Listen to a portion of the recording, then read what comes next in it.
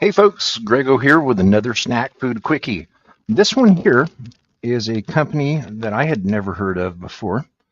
It's called From the Ground Up, and Real Food from the Ground Up produces cauliflower cheddar puffed veggie stalks. Flavor cravers. This is a 4-ounce package. I have to say that I don't think I've ever had cauliflower chips, or in this case, stalks. Let's take a look at the back here. Got a little bit of a cutesy story, Frito-Lay style. Light and crunchy, puffed veggie stalks with big cheddar flavor. We're here to give you more flavor and crunch. So whether you're choosing cauliflower because it's gluten-free, or simply to sneak in more veggies, we've got snacks with a plant-based twist for every taste bud. Enjoy them all. Available in cauliflower crackers, tortilla chips, potato chips, pretzels, and more. And down here at the bottom, it says it's from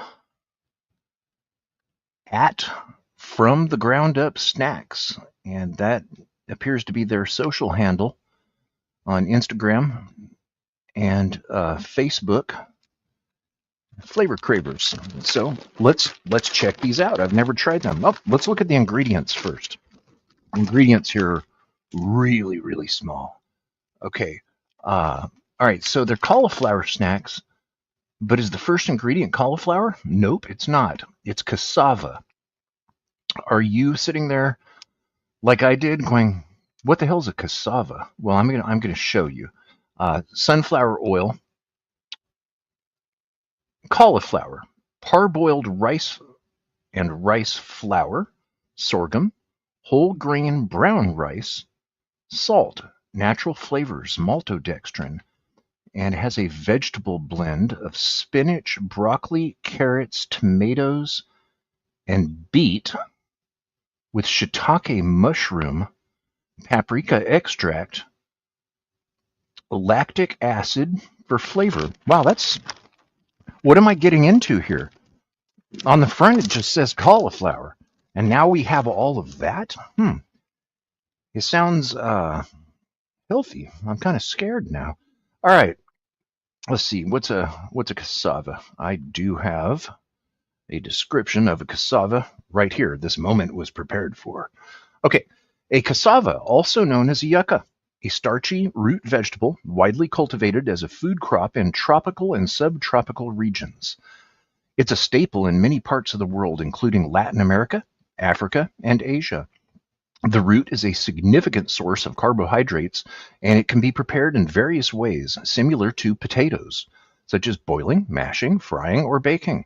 However, it's crucial to properly prepare cassava by removing the outer layer and cooking it thoroughly to eliminate toxins present in the raw root. And a little bit more for the tech geeks or the food geeks in us. Manihot esculenta, commonly called cassava. Manioc, or yucca, among numerous regional names, is a woody shrub of the spurge family. Something native to South America from Brazil, Paraguay, and parts of the Andes. Okay. So I told you this would be educational. I've already learned something. Let's open these up and check them out. Oh, by the way, it doesn't say where they're from. That's one of my pet peeves with food, because it is possible for food manufacturers to say where these are from. And not only does this not say where it's from, it doesn't even say where they're distributed by.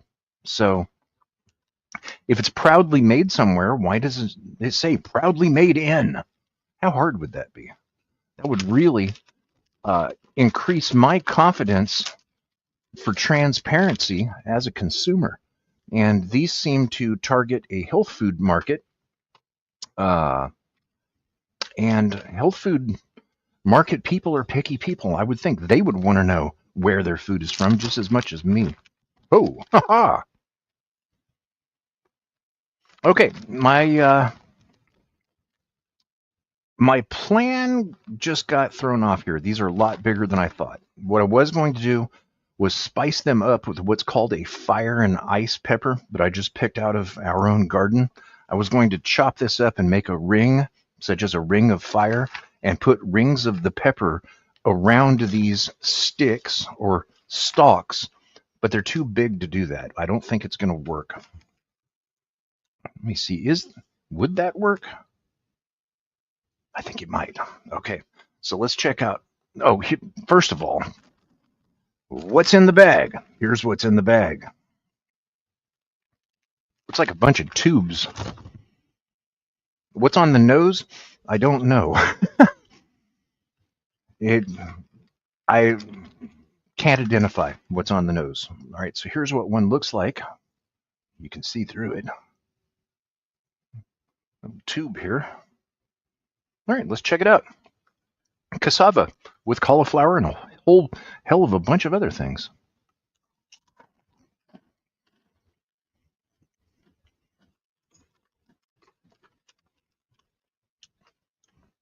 It's a little bland.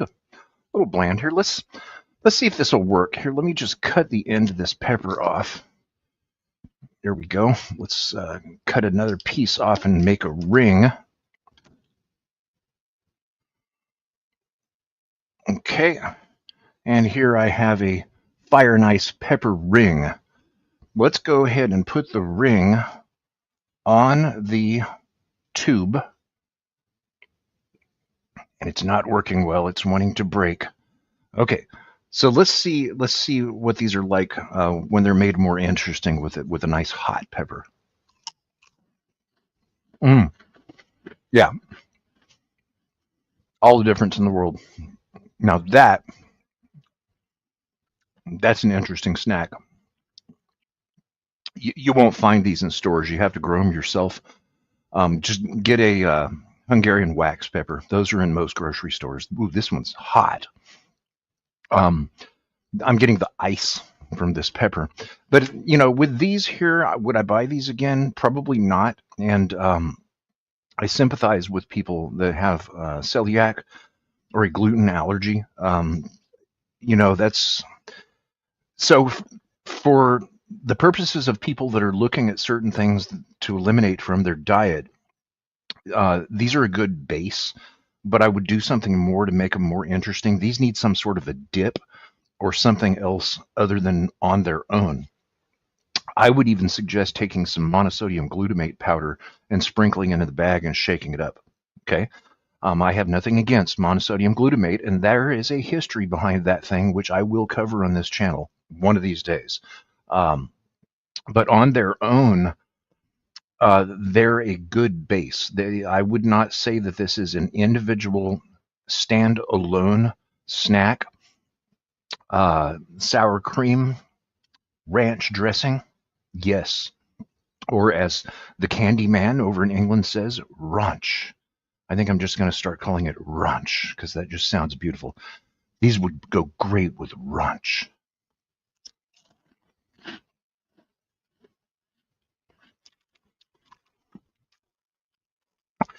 I would say the strong point of this is the texture. Let's take a look at the nutritional ingredients real quick, see how high they are in sodium. Pretty high, 250 milligrams per serving, and there's 4. So you can't eat the whole bag because I wouldn't eat the whole bag because I don't need or want 1,000 milligrams of sodium. But cauliflower, cheddar, puffed veggie stalks, which are actually mainly cassava with all of these other things down at the bottom. So I just ate a root called a cassava, and then a bunch of rice, sorghum, spinach, broccoli, cauliflower, of course. Spinach, broccoli, carrot, tomato, beet, and even shiitake mushrooms, which I can't detect the mushroom. But anyway, that's an interesting snack. As far as rating them, I can't because I've never eaten anything like this before, so I have nothing to compare it to.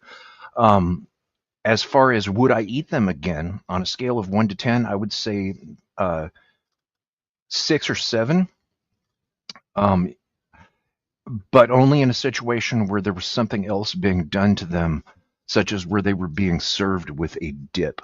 And in this case, a very minimum of sour cream, but I think the ideal pairing for these would be ranch dressing. Okay, so that's it for today.